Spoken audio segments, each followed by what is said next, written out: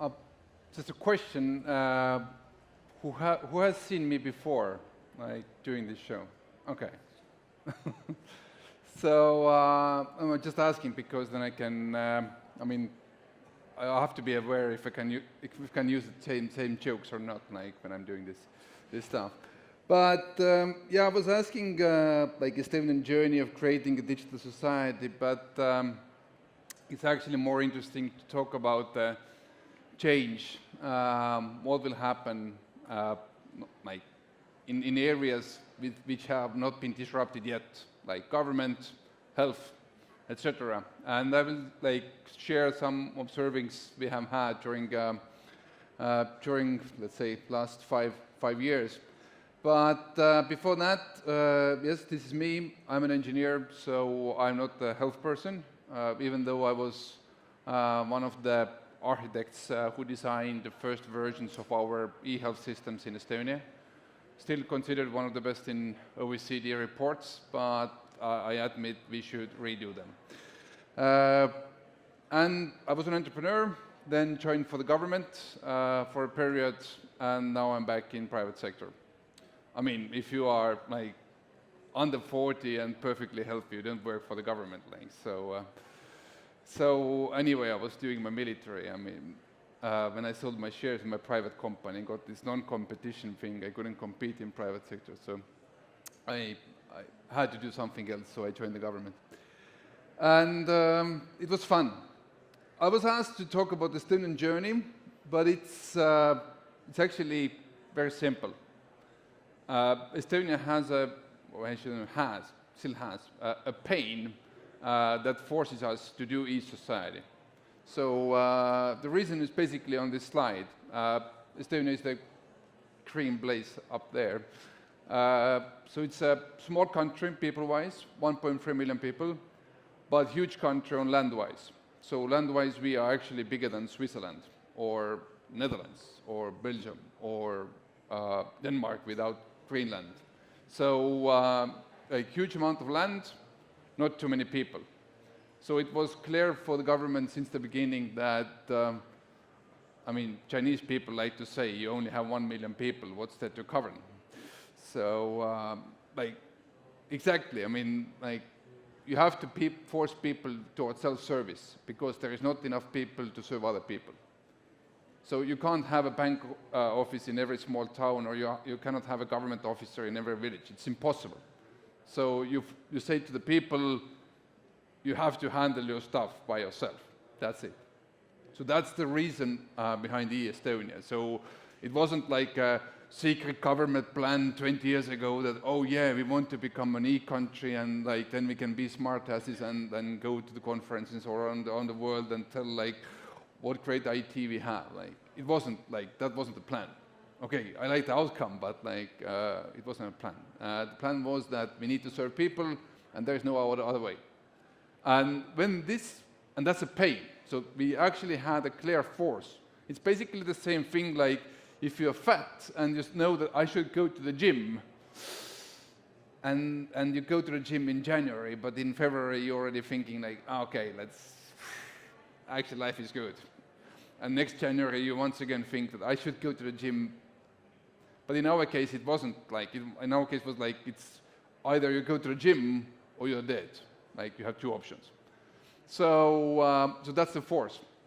And when this, like politicians have noticed that and the decision is made, okay, we don't have any other chance, let's do it. After that, it becomes an engineering question.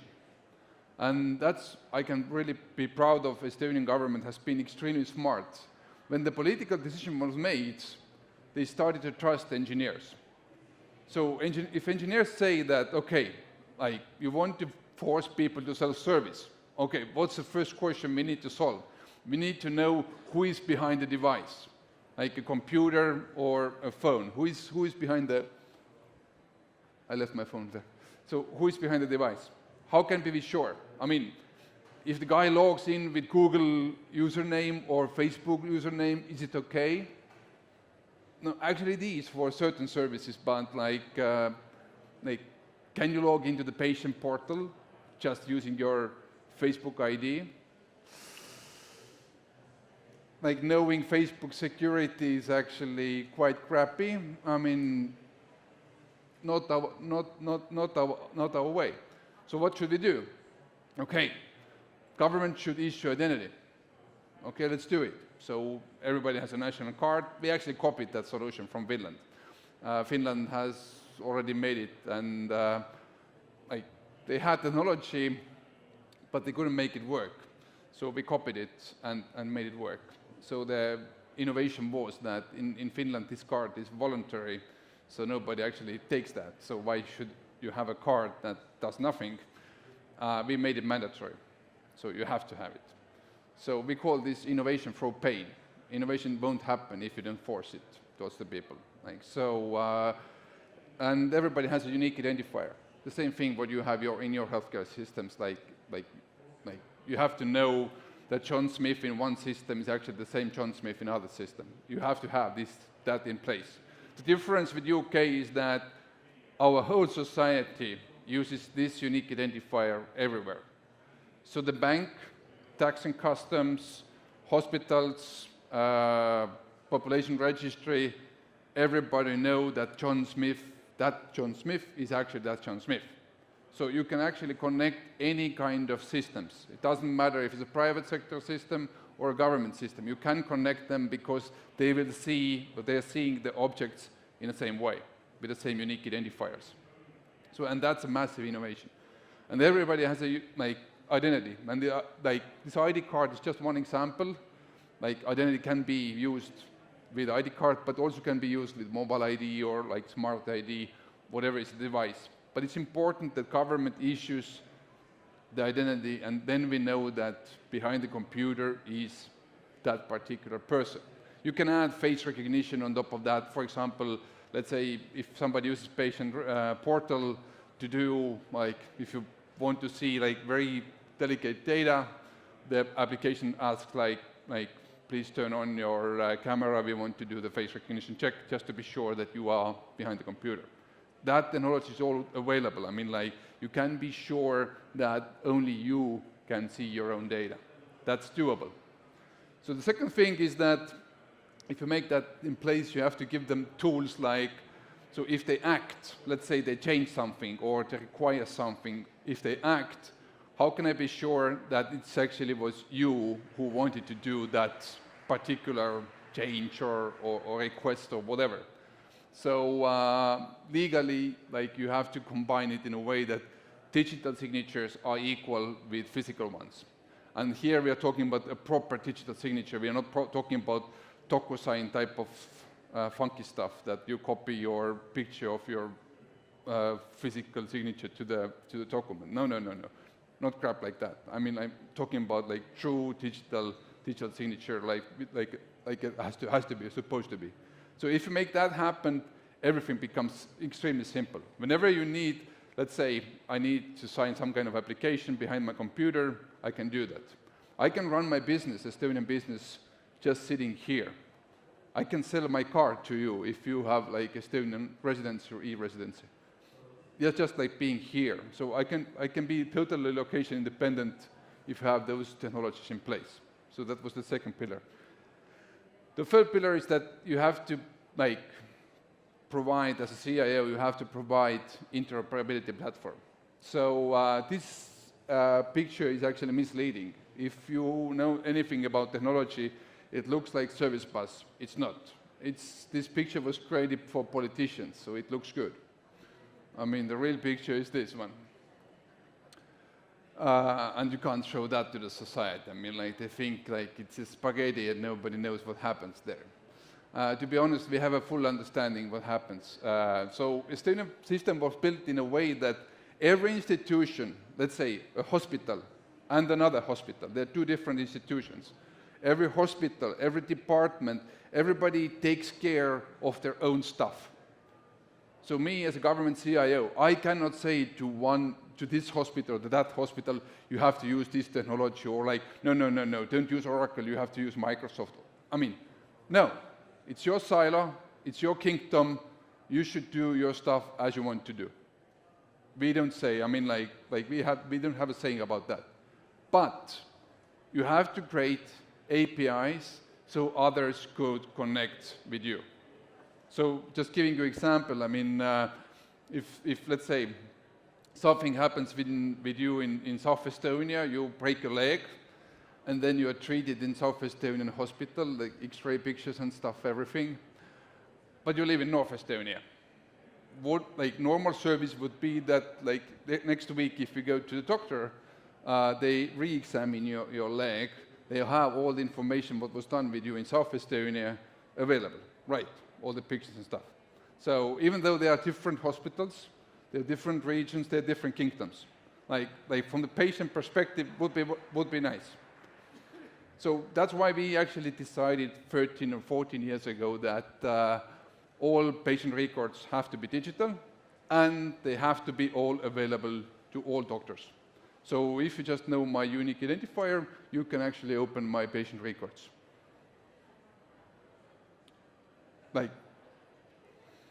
obviously, you instantly have a question like, how about privacy? I mean, what if somebody sneaks or peeks? And obviously we had the same question in Estonia, people asking like, but what if like doctor just wants to know, I don't know, like what is the health situation of our prime minister? I mean, they have made the queries actually. So for that, we have used this kind of system. So in Estonia, you become your own big brother, meaning that you actually can see who has access to your data. Not only change your data, but also even if somebody viewed your data, you can see that. So there is a patient portal, you can log in, and you can, there's like logbook from my own data. So the first doctor is actually my lung doctor, the second one is my cardiologist, and the third one is my family doctor. So all names I know there. So here. I know those names, so I'm okay. But if I find their name I can't recognize, I can run a query and ask why this person was accessing my data. And if there is no clear reason, the person gets instantly fired. Even if you are like #1 surgeon in Estonia in some field, 0 tolerance. You are off the system. And if you pass that information to the third person, start packing, because you are going to jail. It's up to the judge for how many years, but you are going to jail. So, I mean, just like giving you an example, like Michael Schumacher, you know, the famous Formula 1 driver, he was like terrible accident in skiing, and he was treated in Swiss hospital. I repeat that, Swiss. So if something is like equal to security and vault and stuff like that, that's the Switzerland. But the patient record was leaked. How on earth that was possible?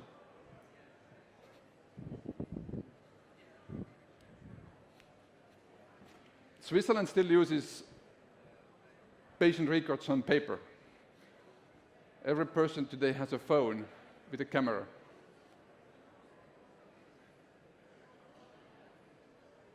Who took the pictures? Nobody knows. So today, with today's technology that everybody has in their pocket, even the, I don't know, lady with a mop, I mean, has a phone with a camera. I mean, like keeping data on paper is like, I mean, according to, for Estonians, is huge privacy concern, huge. I mean, we have everything digital. Yes, you can copy this, you can picture the screen, obviously, the same way. But the question is, how you get the information to the screen. Who was the doctor who got the information to the screen? So even if you picture the screen, you know who made the query. And I mean, when we created this system like 13 years ago, 14 years ago, there was not too many countries to copy. So we didn't know, maybe like, is it actually enough for people to trust the system or not? Today we can say people trust this. I mean, I don't log into the patient portal every day to see if somebody has looked at my data.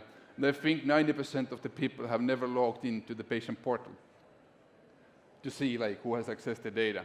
But just knowing the fact that I have this possibility, they have the same possibility with police and others, like, but just knowing the fact we have this possibility is enough for them. So they say that, okay, if you connect hospitals, like if doctors can see my medical history, if I don't have to, every time I go to doctor, I don't have to start like, have you had measles in your childhood type of questions. I mean, they have all the medical history. Whenever they need, they can dig in more.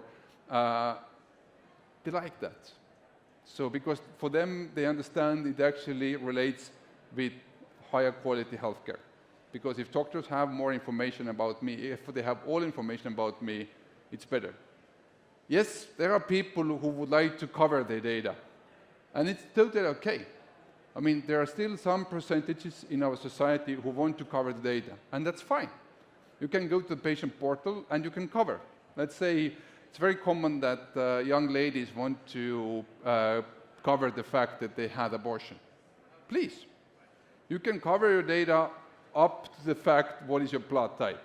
But then you have to be sure, like when you are in car accident, they have to do the tests from scratch, like so, because the information is covered. So you can do that. So you can so for doctors, it's covered. For science, it's still there. Estonia uses heavily information for science, but it's always in a way that it's not relatable with a person. So it's only given out in a way that you never can relate it with the actual human person. So you can aggregate the information. So why all this is important? Why I'm talking about this? Like, the world is changing, and I think there's no point to me talking about all these changes we made in the Estonian system. It's not absolutely perfect. We have made our mistakes, we have made our learnings, but as an engine, it works. As an engine, as a model, it can be copied quite easily. So whenever you like similar or something like that, you can just take it. Finland has copied this model. Canada is implementing that. So simple and clear. But why it's important, what are the trends that we are facing in Estonia at the moment, what we see coming, is just to relate with my previous speaker. Do you remember how you bought music 20 years ago? We played that game. So, CDs, yeah. So the red is actually CDs. The yellow is cassette, and the green is LPs. And you bought it from your local corner store. How you buy music today? Well, okay, you violence, but yeah. Yeah. I mean, to get the decent playlist 20 years ago, you had to buy at least 20 up to 25 CDs, because you most probably like one song from one CD. And when you listen music, you actually listen to the whole album because it was messy to play around with different ones.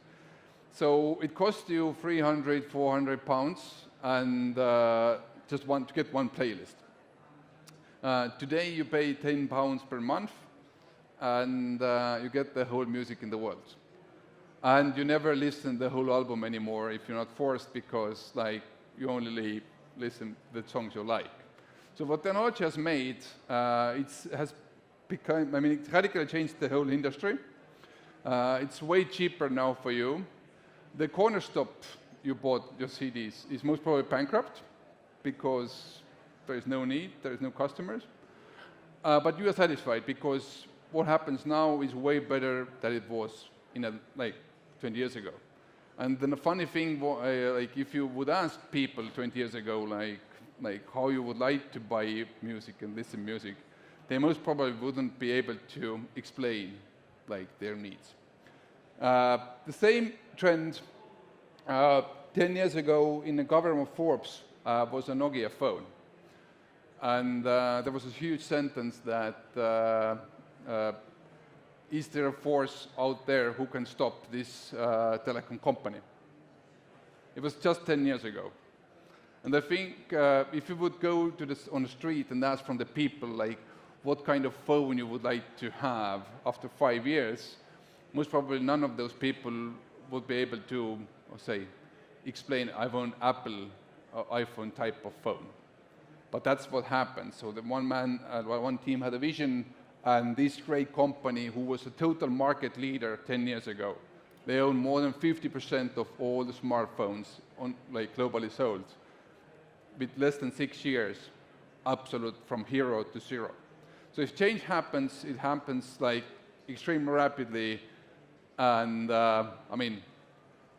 you either on the winner side or loser side.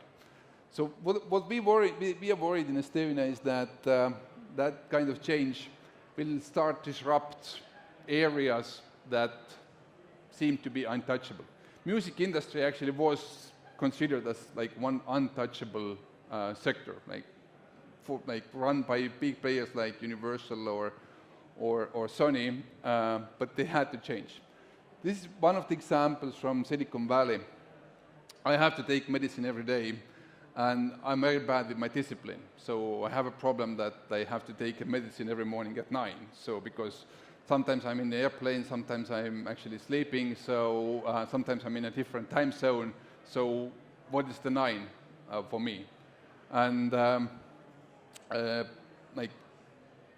one of the problems that people get sick again is that they don't take the medicine properly. So there's a Silicon Valley company, I don't know if you know about them, who puts a chip inside of every bill, and if I don't take the bill, my wife gets a notification. So, after that, you're either dead because of force, or you take the bill. So, and it works, and I like the methodology. But all this IBM Watson we see here, the medicine gets personal and personal. But that's not the point. The world is changing, and the people, how they would like to get their health care, or what should be the health care for them, this will be disrupted, like the person before me was speaking. Just giving you an example. I don't even go there. This is me a couple of years ago. 21st of January 2016. I went to the operation to replace some of parts in my heart. I went there 21st of January because it's actually my birthday. So, that people like to say that it was my second birthday, so I didn't want this to be my second birthday. I said, I will go the same day, so it's still my birthday. So I went to this operation, and everything went well, certain parts were placed. But then I did my PhD, and I had to give some lectures in Uruguay. So that's me 2 months later in Uruguay, in a hospital where there was a doctor over phone speaking in Estonian, myself translating that Estonian into English, my friend in Uruguay translating that English into the Spanish, and the Spanish doctor trying to treat me Uruguayan hospital. So, and if you are in a condition like I was, that's not the service you would like to get. So what happens in the world? People are more and more global, and they would like to get the same kind of, quality of healthcare. Doesn't matter which place they're located. So people are starting to look for a system that supports their lifestyle. And this is actually me 1 month later. So and now we know what was the problem. So after that, another 3-4 months at the hospital. But the point here is that, the current system, the way how the world provides healthcare, and I say world, I don't say Estonia or like company, I said provides healthcare, it's not as good as, I don't know, it's not Uber type of service. It's not Apple type of service. It's like Nokia type of service. It's still there, it works, but it can be improved. And the one who actually improves that will be the winner, and the one who is not able to improve that, for them, winter is coming. And I give you another example. 4 years ago, I wrote an essay, what if Estonia becomes great again? I mean, it was way before Trump, so I couldn't steal that. But like, what if we become great again? Estonia has a problem. Before Second World War, we were actually richer country than Finland or Norway. So we were like true pearl of the Nordics. And then we were occupied for 50 years by Soviet Union, so our development stopped. So we had to start again in 1991. So we still want to get our like Nordic pearl position back. And to get that back, like countries have the same challenge like companies. If you want to get more revenue, you need more customers, you need to sell more. So the same with countries. I mean, if you want to get more wealth to your people, you have to increase your economy. To increase your economy, you need more people to be connected with your economy. It's not about citizens, because like tourists, for example, play a huge role here in London as like part of the economy. So it doesn't have to be only the citizens, but somehow you have to be connecting those people with your economy. So how can we do that? So how can we become from 1.3 million nation to 10 million nation? Why 10 million? The largest country in Nordics is Sweden. They're 9.6. So we want it to be slightly more than like 9.6. So 10. And if you put this as a goal for an engineer, the engineer starts to solve that problem. So, okay, how can we get from 1.3 up to 10? And like from the engineer perspective. So, first, you can do babies. That's possible. So I went to my wife saying, like, we have this 10 million plan now. Those are mine, so I can use the pictures. So I'm not misusing any other pictures. And the lady said, like, we might do one more, but after that the shop is closed. So no 10 million from here. And actually, it's not a solution because Estonia needs this change rapidly. But if we start doing babies, first 25 years, they will be just expenditure, so like investment. So like to get a true outcome, I mean, like we need to, find a better solution. So another option, what actually UK has benefited a lot, like you forget that when you do some kind of votings, you get that fact, but forget that fact, but like it has been immigration. You just bring in more people. I mean, it has been the source for US, UK, Germany, Sweden. Like, that's your way how you grow your economy.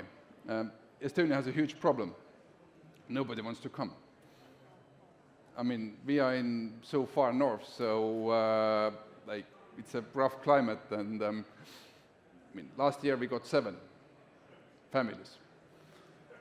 So it's because there is a quota in European Union. Every country has to take at least one, according to the population size, but we are small, so we got 7.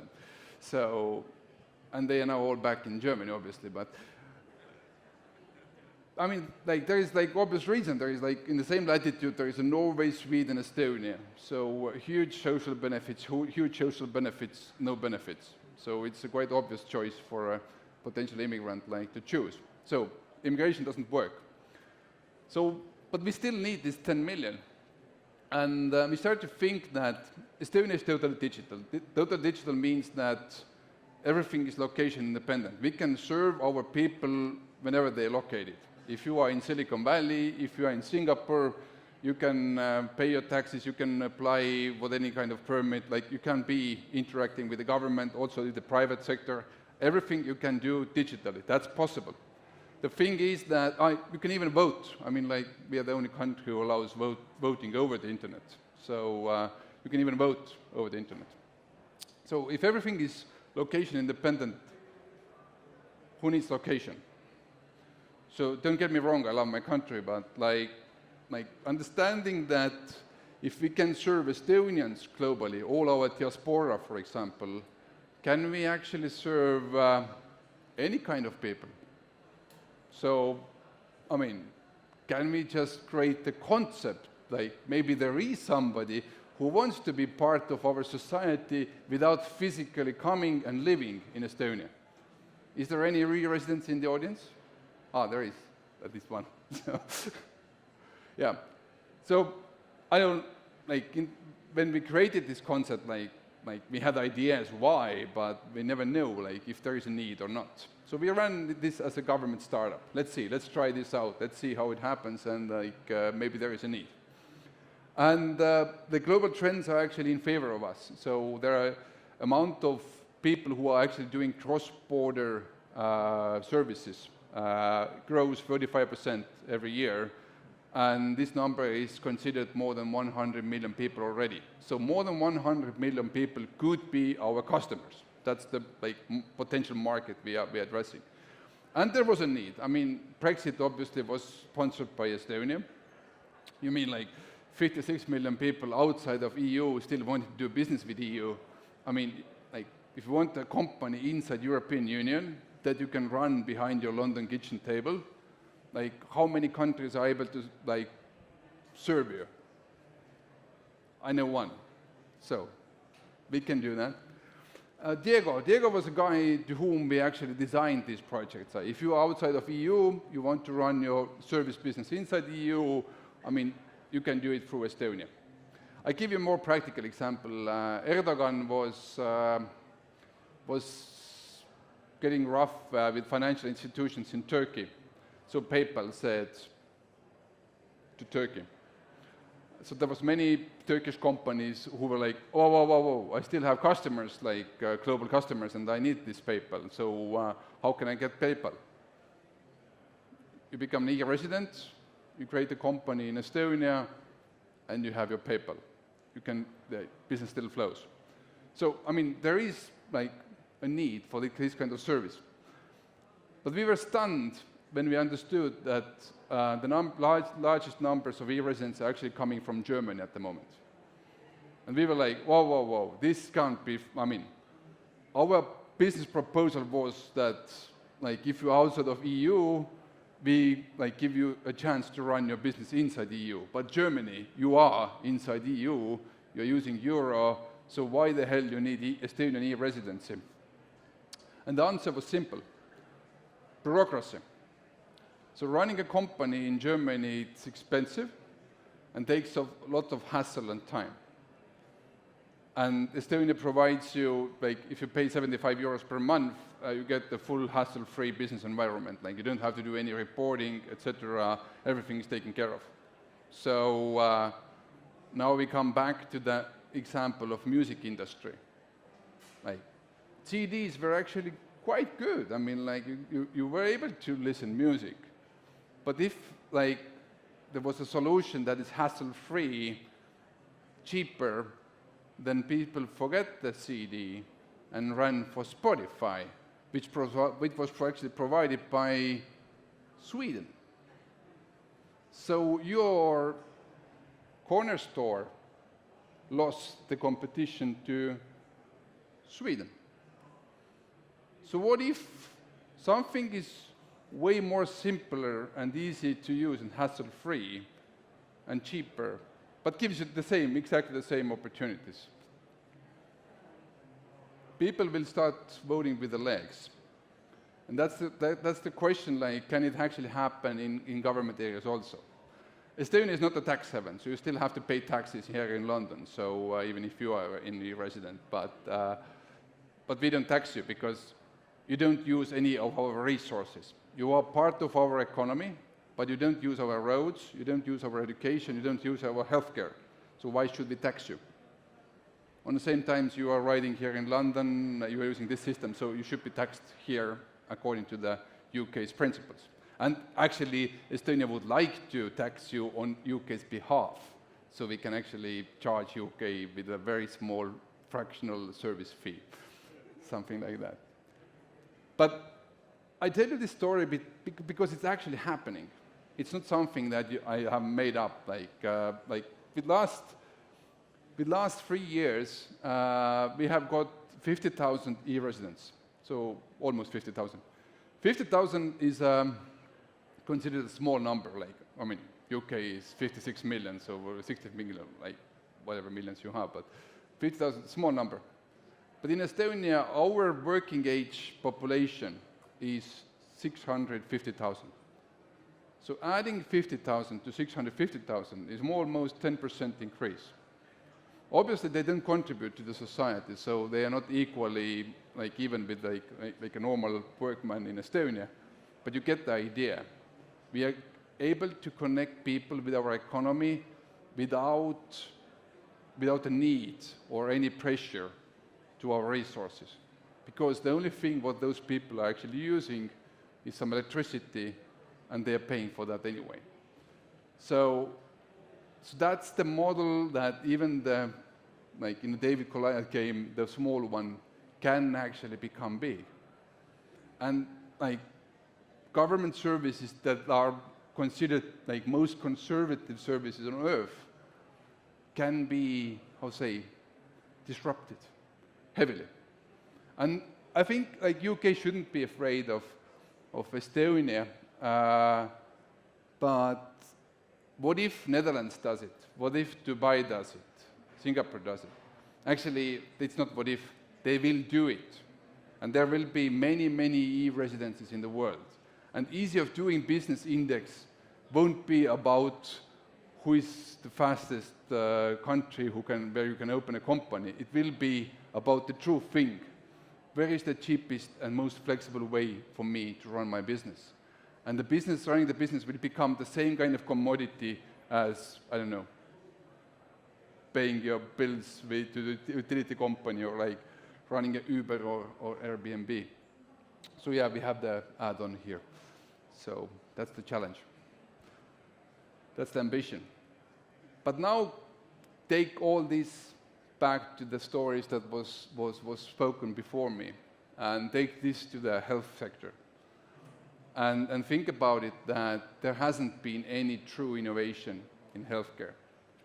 And I think in Estonia we also have free healthcare, but we pay a huge amount of money through social taxes to get that service. It's a very high quality, I like that, but it's still extremely expensive, and it actually doesn't support my lifestyle, my personal lifestyle. Okay, I'm different, I travel a lot, but it doesn't support that. Plus, what if there is a company or a country who says, become part of my system and I can assure you that you will live 5 years longer? That would be an offer to consider, should I continue with my own family doctor and the ecosystem around me, or I will be part of some kind of other system I cannot imagine. And once again, I say, the thing that we cannot imagine, it doesn't mean it doesn't exist. Once again, if 10 years ago you were asked what kind of phone you would like to use, most probably you would describe a Nokia phone. But that wasn't true. And our lives changed after that, what happened, and what iPhone brought to the table. So it's not the same life anymore. I don't know if it's better or worse, but it's not the same life anymore. So yeah, that's about it. Thank you. Keep doing babies. They're like this now, because when I started to talk to these talks in UK, they were like this. So I'm still doing the same talk, so I'm just showing a new picture. So to show that they actually grow, but you still want to hear the same stories. So.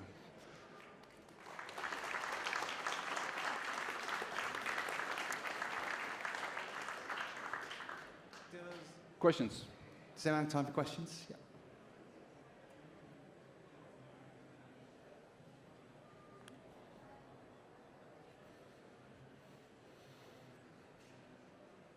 Oh, thank you very much.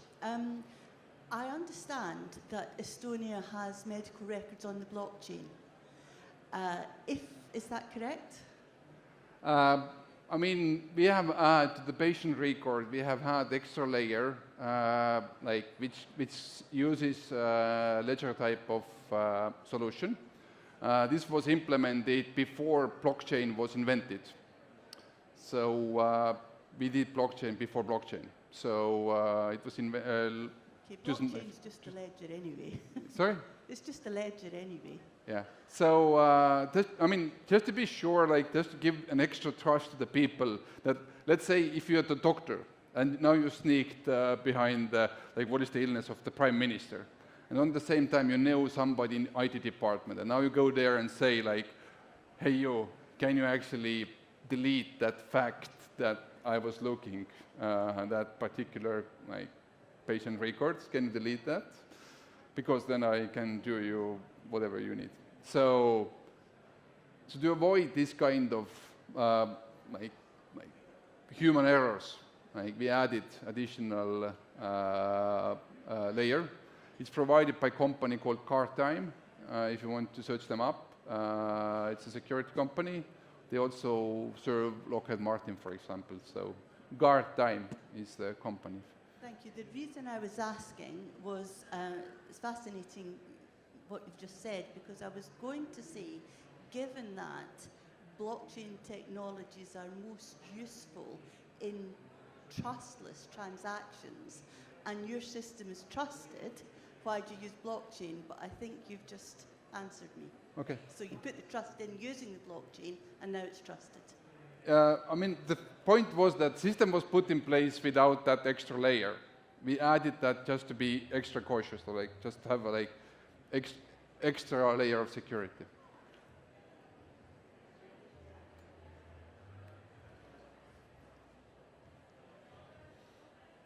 Hi, my name's Joe McDonald. I'm a psychiatrist from Newcastle. It seems that Estonia's success is underpinned by getting the identity piece right at the start. Was there any objection to a national identity card? We had discussions about this over the years, and there's always been a difficulty politically about getting acceptance of a national identity system. Okay, so it's a great question. The question was was there any objections of national identity?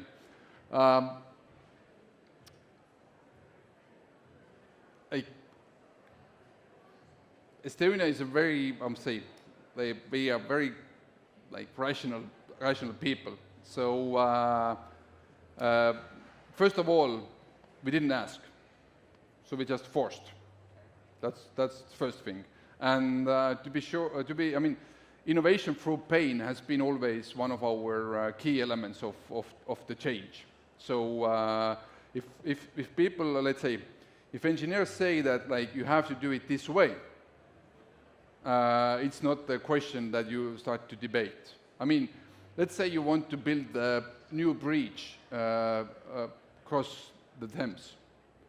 Until you decide, should we do it or not, it's a political question.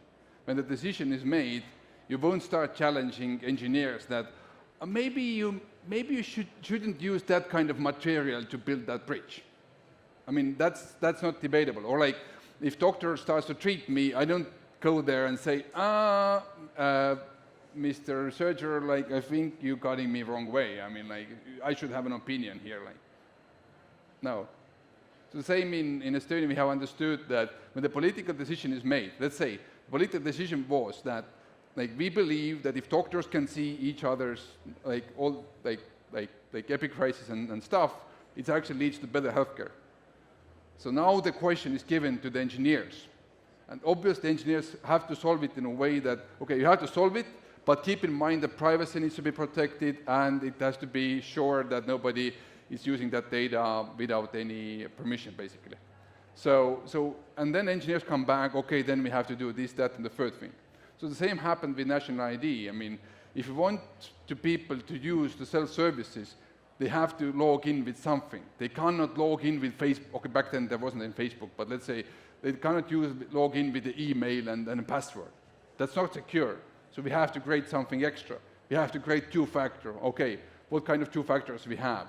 Back then, only one was available was the chip-based cards, or ID cards. Then mobile ID was added. Then smart ID was added. So basically, you start solving the problem, and then you describe to the society. I mean, a couple of years ago, we had a huge problem. We had a huge amount of VAT fraud in our society. Because if everything is digital, it's also very easy to create a fraud. So we asked companies, please provide us all your business secrets on a monthly basis. So basically tell to the government with whom you actually do business every month, in which amounts, so we can match the deals and see if there was a fraud or not. So we killed the fraud, but we were able to kill that only because people were willing to give the data to the government. So, I mean, they have seen the benefits and now they are totally okay that. But yes, in the beginning, it was innovation for the pain. By the way, today in UK, I mean, we did it in 2002, so it was 16 years ago, and there wasn't any good examples around the world. Today, there are so many countries with very good examples. So you can actually use numbers. It's not the emotional decision anymore. You can show numbers. You can show the economical benefit. You can show Oxford has studied this globally, like how this all works. Like you can rely on them. So it's so much easier now. But Estonia was innovation for pain. And I mean, we implemented our e-school system in a way that all the teachers were said, like, if you don't put the information into the e-school system, you won't get paid. Like, implementation took 2 months. Then they ran out of money. So it worked. Okay, I think we need to stop there.